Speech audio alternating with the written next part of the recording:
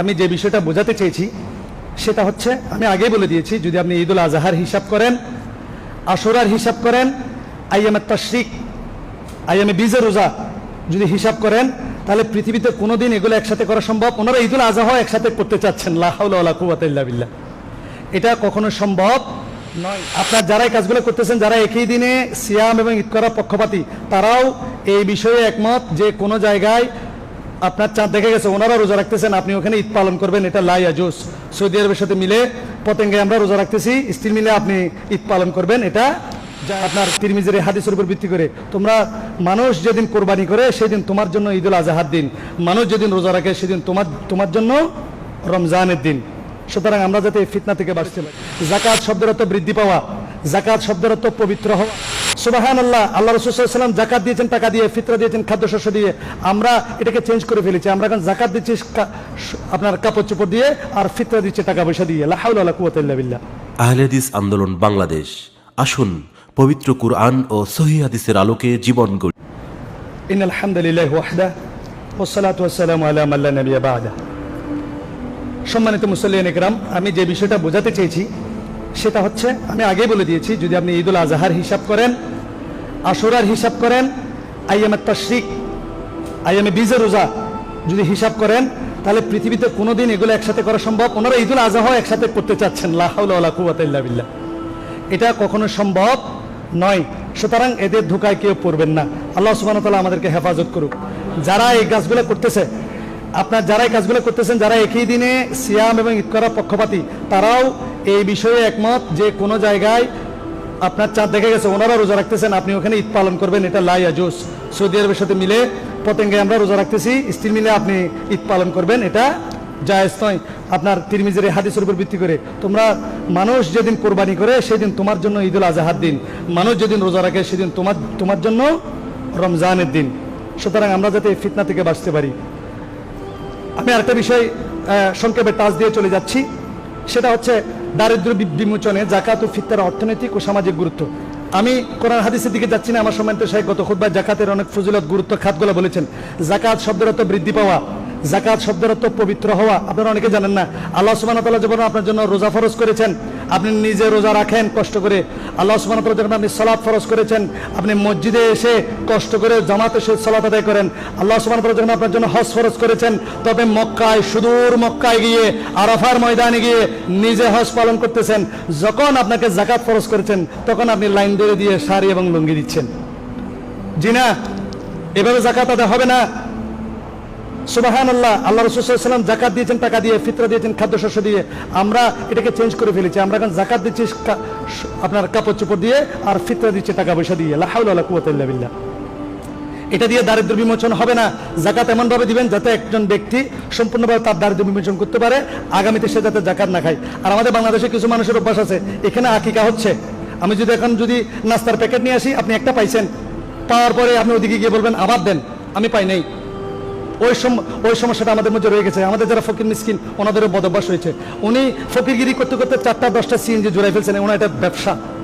আল্লাহ সুবহানাহু ওয়া তাআলা ওদের থেকে আমাদেরকে হেফাজত করুন এবং ওদেরকে আইনের আওতায় আনার তৌফিক দান করুন। এটার উপর ভিত্তি করে আপনি কখনো যাকাত ফিতরাকে আপনার এভাবে আপনার তার যে মূল যে শরীয়ত, সেখান থেকে আপনি বিকৃত করতে পারবেন না। যাকাত আপনি দেবেন সচ্ছল হওয়ার জন্য, একটা মানুষকে আপনি স্বাবলম্বী করে দিবেন। যাকাত শব্দের অর্থ বৃদ্ধ হওয়া, এটা আমরা অনেকে বুঝি না। আপনারা অনেকে মনে থাকেন আল্লাহ সুবহানাহু ওয়া তাআলা আমাকে বারাকা দিবে, ফাইন। এটার অর্থনৈতিক ফজিলত কি? যাকাতের মধ্যে আল্লাহ সুবহানাহু ওয়া তাআলা বলেছেন সামাজিক ইকুয়ালিটি, পৃথিবীতে সমতা বিধান করবেন। কিভাবে? আমি আপনাকে সহজভাবে বুঝাচ্ছি। যখন আপনি একজন ব্যক্তিকে যাকাত দেবেন, তখন সে ব্যক্তিটা ব্যবসা বাণিজ্য করবে, বাজারের মধ্যে যে জিনিসপত্র কিনবে, তখন তার ক্রয় ক্ষমতাটা বেড়ে যাবে না? যাকাত যখন দিবেন, তার আর্থিক ক্ষমতাটা বেড়ে যাবে। সে যেটা খাইতে পারতো না, যেটা কিনতে পারতো না, সেটা সে কিনবে। আপনার টাকা দিয়েছে, ব্যবসা বাণিজ্য করে টাকা ইনকাম করে সে বাজার থেকে তার চাহিদা মতো জিনিসটা কিনবে, তখন বাজারে চাহিদার পরিমাণটা বেড়ে যাবে না? তো বাজারে যদি ধরেন 100 কেজি চাল আগে লাগতো, এখন লাগে 110 কেজি, তাহলে এই 10 কেজি অতিরিক্ত পাওয়ার জন্য আপনাকে যোগান বাড়াতে হবে না? যোগান বাড়ানোর জন্য আপনাকে এক্সট্রা প্রোডাকশন করতে হবে, সেটার জন্য আপনাকে মিল কারখানা করতে হবে, আপনার মিল কারখানা আপনাকে ইনভেস্টমেন্ট করতে হবে। যিনি ইনভেস্টমেন্ট করেছেন তিনি অধিক যোগান সাপ্লাই দিয়ে নিজে লাভবান হচ্ছেন। যারা কর্মসংস্থানের সুযোগ সৃষ্টির মাধ্যমে যারা বেকার, তারা কর্মসংস্থানের ব্যবস্থা সৃষ্টি হচ্ছে। এভাবেই আল্লাহ সুবহানাহু ওয়া তাআলা আমাদেরকে বলেছেন যাকাতের মাধ্যমে বৃদ্ধিপ্রাপ্ত হয়, আর্থিক সমৃদ্ধি অর্জিত হয়, সম্পদের সুষম বন্টন নিশ্চিত হয়।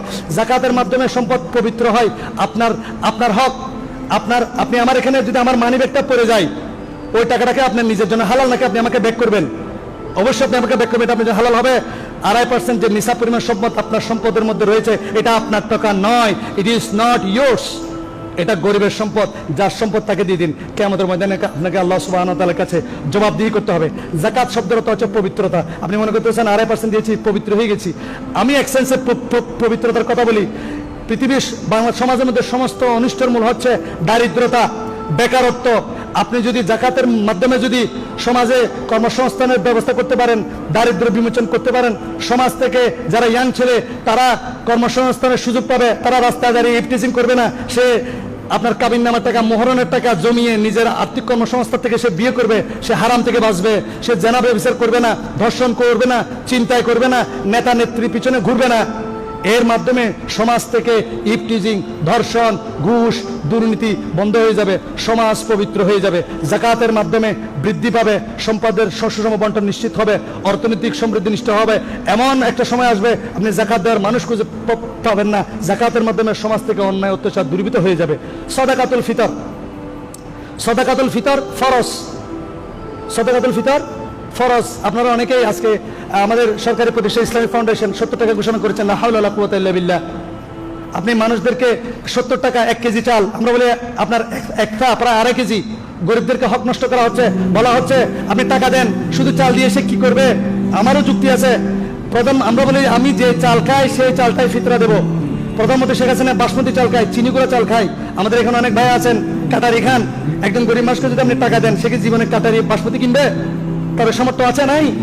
আপনি যদি চাল দেন, সে বাসমতি খাওয়ার সুযোগ পাবে। এই জন্য রাসূলুল্লাহ সাল্লাল্লাহু আলাইহি ওয়াসাল্লাম নির্দেশিত পন্থার মধ্যে রয়েছে সুন্নাত, আপনার যুক্তির মধ্যে নয়।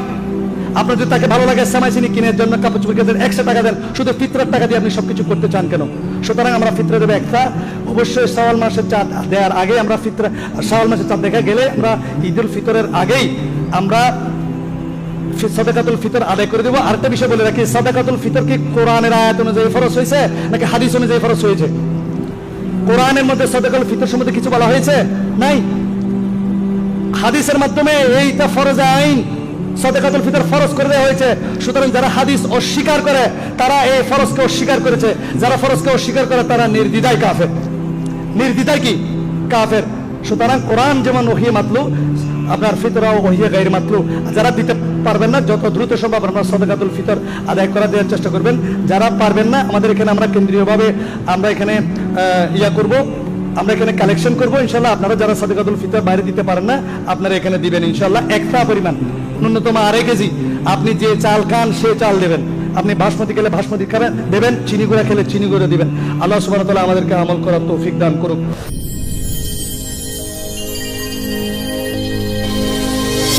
نور على مر الزمان تألقا وأضاء للدنيا طريقا